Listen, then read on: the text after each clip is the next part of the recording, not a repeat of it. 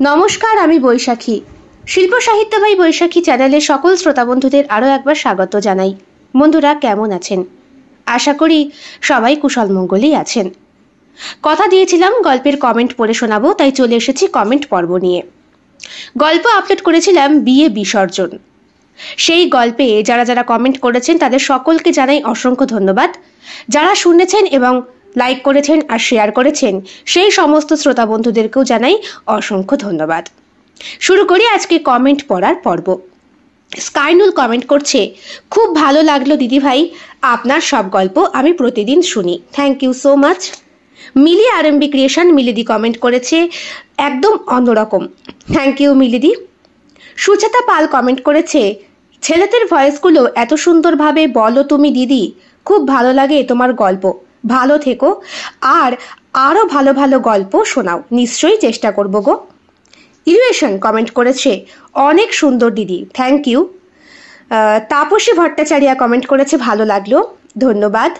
সুতাপা বাড়ি কমেন্ট করেছে, খুব ভালো লাগলো দি ভাই, thank you Sutapa. Bandana Chakraborty comment করেছেন, জাস্ট অসাধারণ, ধন্যবাদ। মিতালি চক্রবর্তী কমেন্ট করেছে, ভালো, thank you Mitali. Debashis Hazra comment করেছে, তোমার গল্প নিয়ে কিচ্ছু বলার নেই, অসাধারণ গল্প।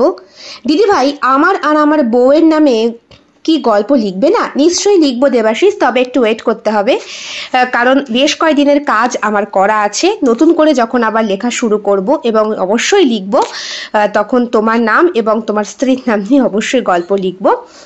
তবে ভিন্ন ভিন্ন চরিত্রও হতে পারে, আবার তোমার আর তোমার স্ত্রীর নামে একটি গল্প নাও হতে পারে, হয়তো তোমার নামে কোনো চরিত্র থাকলো এবং তোমার স্ত্রীর নামে আরেকটি চরিত্র, এইভাবে দুটো গল্প হতে পারে। এইবার চলে আসবো প্রশ্ন পর্বের উত্তর দেবার পালায়। 5 স্টার রেটিং গল্পে যেই পুলিশ অফিসার শেষ পর্যন্ত কেস ইনভেস্টিগেট করেছিল সেই অফিসারের নাম কি? এই প্রশ্নটা আমি করেছিলাম। অনেকেই উত্তর দিয়েছেন, তবে যারা লিখে দিয়েছেন তারা হলেন মিলি RMB creation, Shraddha Das, Bandana Chakraborty. Thank you so much সঠিক উত্তর দেবার জন্য। আর ভোটিং সিস্টেমেও যারা উত্তর দিয়েছেন তারাও অনেকেই সঠিক উত্তর দিয়েছেন। Thank you. দেখা হবে আগামীকাল আবার ভিন্ন স্বাদের একটি গল্পের সাথে। আজ এই পর্যন্তই। অবশ্যই বিকেল 3টায় চলে আসবে শর্ট ভিডিও এবং রাত 11টায় সম্পূর্ণ বড় গল্পটি সবাই শুনতে পারবেন। ততক্ষণের জন্য সবাই শারীরিকভাবে সুস্থ থাকুন, ভালো থাকুন এবং পরিবারের সাথে হ্যাপিলি সময় কাটান, এইটাই প্রার্থনা করব সব সময়। আজ বিদায় নি বন্ধুরা, শুভরাত্রি। দেখা হচ্ছে আগামীকাল।